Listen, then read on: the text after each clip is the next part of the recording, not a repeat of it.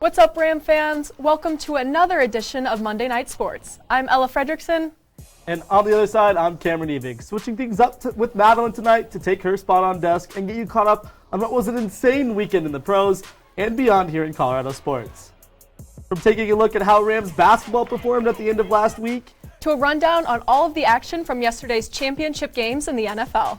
Plus, Madeline gives us a closer look at the Moby's Arena's rich student tradition and out-of-pocket returns for its second week in a row. All that and more on CTV Sports, which kicks off right now.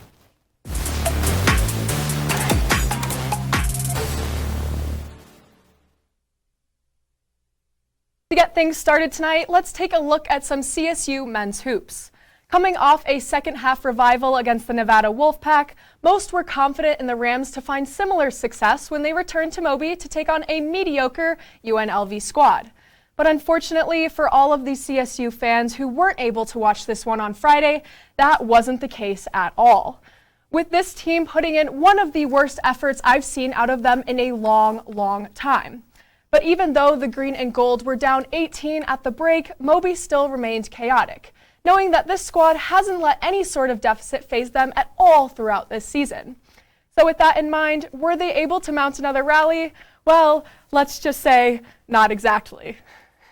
Like I told you last week, the one spot to watch for on the Rebels roster has to be senior Bryce Hamilton. And well, on Friday night, the Hamilton happened once again. Number 13 has averaged 28 points over his last 3 games, with 2 of those surpassing 30. And in a hostile road environment down in Moby, it's clear that Hamilton's squad needed every last one of those baskets, especially with the Rebs missing their second most consistent shooter for a majority of the night. This man hit 5 of his 7 3-point attempts in the first half. 5 of 7. And thanks to this perfect combination of sloppy defense and some weak offense from the home team, the Runnin' Rebs were quite literally able to sprint away with this one in the second, with Hamilton leading the way by dropping a career-high 42 points over CSU's heads. And sure, while it might seem like I'm giving him a majority of the credit for this upset dub, other things were at play for the Rams too. Not only were they never able to stop the one guy they had to defend, but CSU came up short in every other category, getting beat up against the boards 36-27 and shown up in the paint 24-22. And it wasn't like the Rams should have had any issue with motivating themselves either, being ranked in the top 25 of the coaches poll entering this game with a solid chance to move back into the national conversation. And to pick apart this performance a little more, CSU even had some firepower returning, with John Tonje making his comeback from a slight tear in his meniscus come Friday night. All in all, doing the math with this combination, in my opinion, left the Rams with no excuse to come out and play like they did against such a manageable opponent.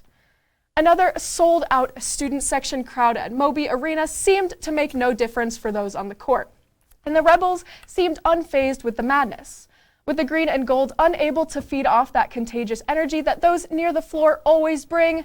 And with how lopsided this one was, the stands started to clear out at around the 8-minute mark in the second half, with CSU down 22 with less and less time left, ultimately taking the L in this one with a final score of 88-74, which could have been much worse. But even with this massive L, an opportunity for a much-needed bounce back was already on the Rams' horizon. And it's actually going on right now against a strong Wyoming program down in Laramie. Let's take a look at how things are going. Now, Rams, to be honest, coming into tip-off at around 6 o'clock, I wasn't exactly the most confident with this one. But at halftime, CSU is up 135-34, Tonje with 11 on 5, shooting 5 and 6, and Roddy with a solid 6 going into the second half. Please help me make sense of all of this, Cam. For me, it was just how David Roddy was playing, right? And we saw it against San Diego State in that first game. They're able to blitz him on the post, and he has to make those quick decisions. While sometimes he's really good at making those quick decisions, against UNLV, he just wasn't doing it efficiently. No, absolutely. The offense was so stagnant for the CSU Rams, and if it wasn't for Isaiah Stevens, we would have lost this game by 40. Oh, absolutely. And you know, Roddy is such a leader when it comes to that roster, no matter who's on the court. But when that man is not playing his best, it seems like nobody does. Just a tough L for CSU to take, and it's going to affect them nationally as well. Absolutely. And with that, let's move on from the men onto the women who have found their success, some of the same success this season, entering Thursday at 13-5. And although they have, just like the men, put up some questionable performances like the ones in Boise and at Air Force, as well as a bad loss down at San Diego State, who seems to be Colorado State's kryptonite in recent years, their other L's to number 5 ranked Louisville and to a solid New Mexico squad are the ones that they weren't really expected to win. But against Nevada this past Thursday in Moby, this surely wasn't the case, with CSU coming back home after a 3-game trip, looking to start a win streak after taking down Fresno State. And so, with all that set up, you might be asking, how'd they do? Well, in this one, it was more of what we've gotten used to as of late for the Rams, with McKenna Hofschild and Upe Atasu leading the way with 20 points and 15 respectively, while also being at the top of the minutes played for the Green and Gold with 38 and 36. And do not forget about Carly Murphy, who chipped in with 12 points of her own, also dominated the boards like she usually does with 15 rebounds.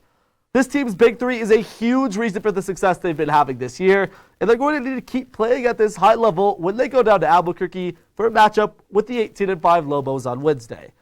New Mexico has been on fire this season, and especially in conference play, standing at second in the Mountain West at 9-1, behind the only team that they've lost to in the conference so far, UNLV. And when you look a little deeper into this one, the player to watch for the Lobos has got to be 6-footer Shaquille Magruder, who has been dominating in the paint game in and game out, averaging 14 points and nearly 7 boards a night. And in her last 3 games, she's been even better, scoring 18-plus over the last week, including a 27-point performance in their loss to UNLV on Thursday. So obviously, if the Rams want a shot to take down the second seed in the Mountain West, Carly Murphy and Kendall Kinzer are going to have to battle their hearts out in the post to try and shut down Magruder. That will be the key in this one. Needless to say, this is a huge game for the Green and Gold, and if they want any chance of going dancing in March, and after losing to the Lobos once already, some sweet revenge could show the rest of the conference that the Lady Rams are not a squad to mess around with entering the tail end of the season. And now from the hardwood and onto the track.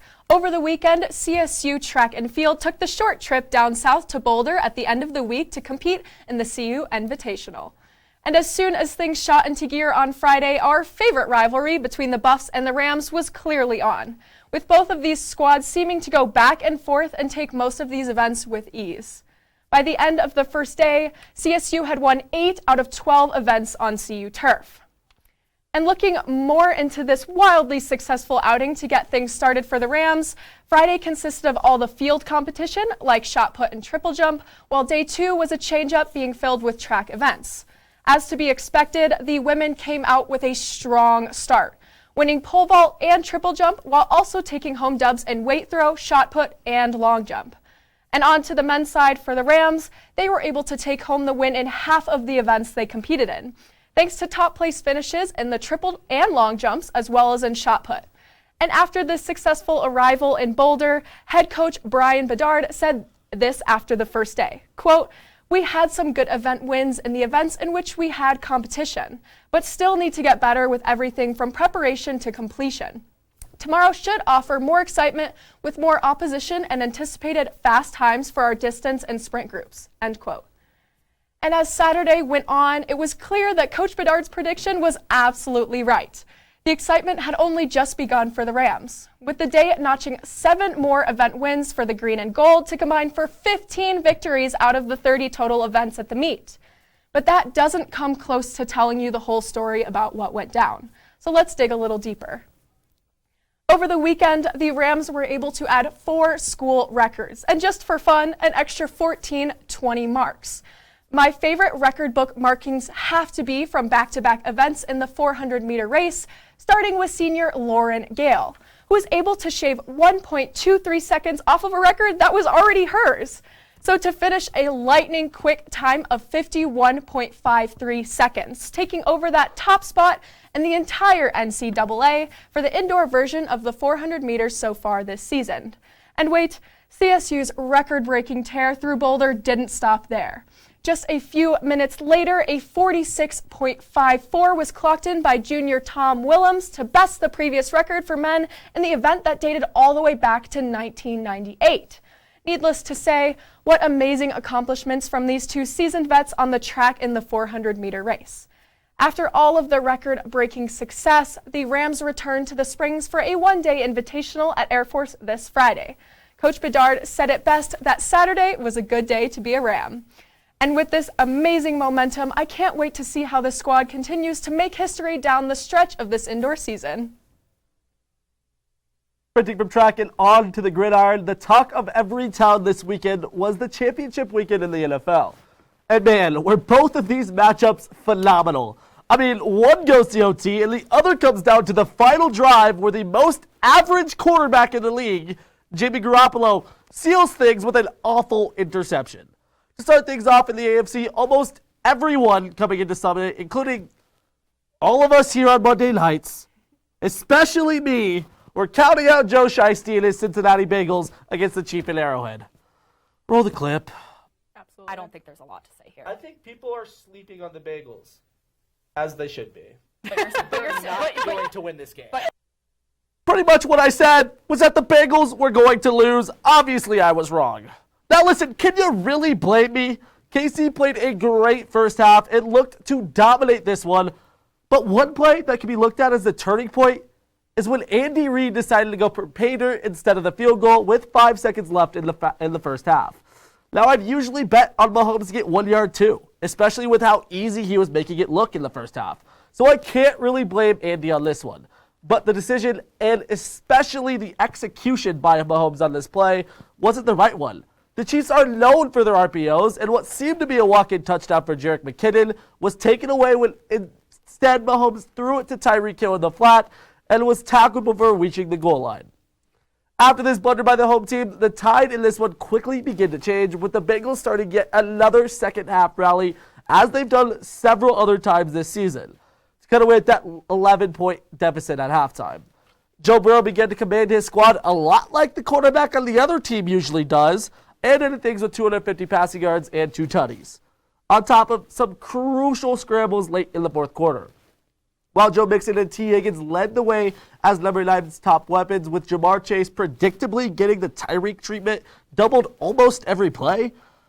Needless to say, the Bengals pulled off a huge upset against almost all of the odds, and now they're on their way to their first Super Bowl since 1988. Thanks to the leg of rookie kicker Evan McPherson, who came through once again in the clutch to put the Black and Orange on top in OT 27-24. And after watching that early matchup, there was absolutely no way that the Rams and 49ers game could live it up to it, right? Wrong. Another game, another unlikely conference matchup against two lower seeds, with the Rams coming in this game as 3.5-point favorites at home in SoFi Stadium. And needless to say, Matthew Stafford and his boys planned on covering that. Fresh off slaying the GOAT last week and sending Tom Brady into early retirement, or maybe not. From kickoff, things seem to be going LA's way, with the Rams driving all the way into the red zone before Stafford tried to force one into a tight window and got picked off by Jimmy Ward. But even with this gift, the Niners couldn't get much going on offense until late in the second, when Deebo Samuel broke off a 44-yard touchdown off a wide receiver screen, tearing up like 25 tackles in the meantime in classic Deebo fashion, to tie things up at 7. And San Fran did not stop there, going up to 17-7 with Jimmy G to George Kittle connection in the back of the end zone late in the third. After that knockout blow, things felt like they were over for the home team, with LA following the exact same script that they followed in the regular season in their 2 losses to the Niners. But unlike those previous meetings, the Rams finally responded back. Thanks to the best receiver in the National Football League, Cooper Kupp, scoring from 11 yards out for his second tutty catch of the night to get things within 3. And after that, Jimmy G started missing balls high and trying to play out of the structure. Ellie had this one in the bag, with guys like Aaron Donald and hometown boy Von Miller beginning to bear down on him. And with about 4 minutes left in the fourth, the Rams finally mounted a drive to take the lead for good with a Matt Gay field goal, before ending the comeback out by picking off number 10 for one final time for what might be his last game as a Niner, giving the home squad their second NFC Championship title in 4 years. So with that being said, that means that the Super Bowl is set, with the LA Rams hosting the Cincinnati Bengals in their first trip to SoFi Stadium. Who would have guessed that entering this year? Certainly not me. But one thing's for sure, this matchup will be super fun. And no matter who takes up the Lombardi Trophy, I can't wait to see how this one shakes out. And with that shocking matchup, Rams, it's time for a quick break. When we return, Madeline gives us a closer look at what makes the atmosphere at Moby so great. You won't want to miss it.